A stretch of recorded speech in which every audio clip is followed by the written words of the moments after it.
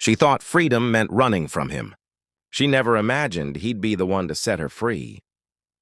The rain came down in sheets that night, turning the Chicago streets into rivers of neon and shadow.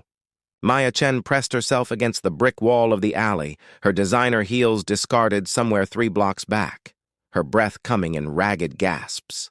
She could hear his footsteps, calm, measured, unhurried, echoing behind her.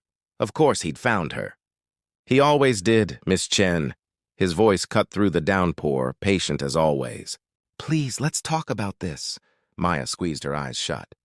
She was 23 years old, heir to a tech empire worth billions, and she couldn't even buy a coffee without someone watching. Couldn't take a walk. Couldn't breathe.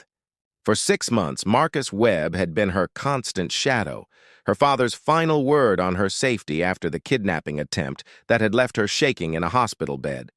Unable to sleep without the lights on, "Go away," she shouted into the rain, knowing how childish she sounded. "I don't need a babysitter." The footsteps stopped. Through the rain, she could see his silhouette at the alley's entrance, tall, broad-shouldered, still as a statue. Marcus Webb, former Marine, her father's most trusted security specialist, the man who'd saved her life once already, the man whose very presence reminded her that she wasn't safe, that she'd never be normal, that her last name was both her privilege and her prison. "You're right," he said quietly. "You don't need a babysitter." Maya's eyes snapped open. In 6 months, he'd never agreed with her. Not once. You need someone who understands that being safe and being alive aren't the same thing.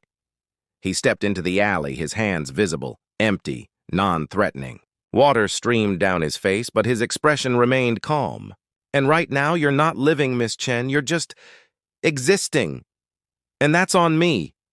She stared at him, her back still pressed against the wet brick. "What?" "I've been doing this job for 12 years, Marcus continued, moving closer with that same careful, deliberate grace. "Protecting people who needed protecting. And I've been good at it. Really good. But somewhere along the way, I forgot that keeping someone alive isn't the same as helping them live." He stopped 6 feet away, close enough to talk, far enough to let her choose. "Your father hired me to protect you, but I've been smothering you instead, and I'm sorry." Maya felt tears mixing with the rain on her cheeks. Nobody had apologized to her in months. Not her father, not her therapist, not the parade of security consultants who'd turned her penthouse into a fortress. Everyone told her what she needed, what was best, what she should accept. Nobody had asked what she wanted.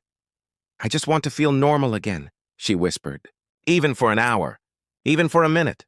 Marcus nodded slowly. Then he did something that shocked her to her core. He pulled out his phone, opened an app, and showed her the screen. "This is the real-time tracking system your father's security team uses. Right now, it shows you're at home, asleep." He looked at her steadily. "Give me 3 hours. 3 hours where you're just Maya, not the CEO's daughter. Not a target. Not a liability, just you, and I promise I'll keep you safe without you even knowing I'm there." "Why would you do that?" Maya asked, searching his face for an angle, a trap. "If my father finds out—" "Then I lose the best-paying job I've ever had," Marcus said simply. "But you'll get to remember what it feels like to be 23 in a city that never sleeps. Seems like a fair trade to me." She studied him in the dim light. Really looked at him for the first time. She saw the scar above his left eyebrow, the tired lines around his eyes, the wedding ring he no longer wore but still kept on a chain around his neck. She saw someone who'd lost something too, someone who understood that sometimes survival wasn't enough. "Okay," she breathed. 3 hours. What followed was magic. Marcus walked 30 feet behind her, far enough that she could pretend she was alone, close enough that she felt safe. Not trapped. Safe. There was a difference, she realized. And she'd been too angry to see it before.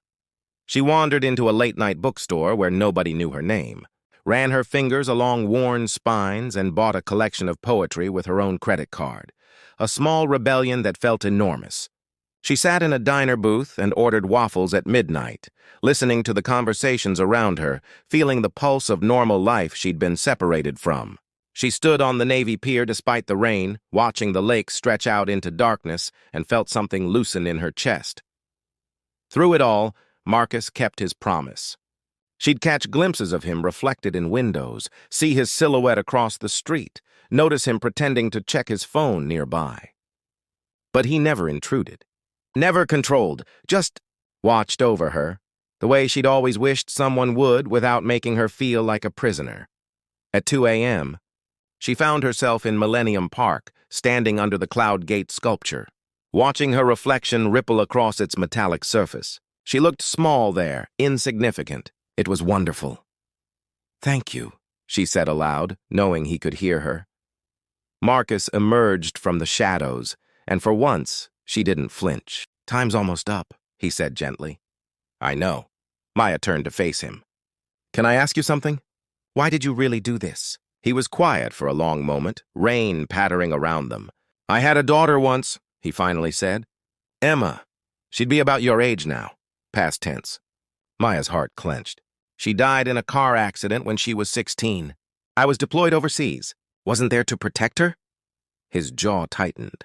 "For a long time, I thought, if I could just keep everyone else safe, keep them locked down and secure, I could make up for that. But lately, I've been wondering if Emma would have wanted to be protected the way I've been protecting you, or if she'd have wanted to live." "Marcus," Maya whispered, "your father loves you," he continued. "I see it every time he checks in, every time he adds another security measure. He's terrified of losing you, and I've been helping him build a cage out of that fear." He met her eyes. "But you deserve better than a cage, Miss Chen. Even a golden one." Maya felt something shift inside her. Not the angry, desperate thing that had made her run, but something gentler, understanding. "I've been so mad at you," she admitted. "I blamed you for everything, but you were just trying to keep me safe. You were trying to do right by my dad, by me. You were trying to save someone because you couldn't save her." "That doesn't make it right," Marcus said. "No," Maya agreed, "but it makes it human." They stood there in the rain, two people carrying their own griefs, their own fears, finding an unexpected moment of grace between them. "What if we started over?" Maya asked. "What if you stayed on, but we figured out a way for me to live and be safe?" "Really figured it out together?" Marcus looked surprised. "You'd want me to stay?"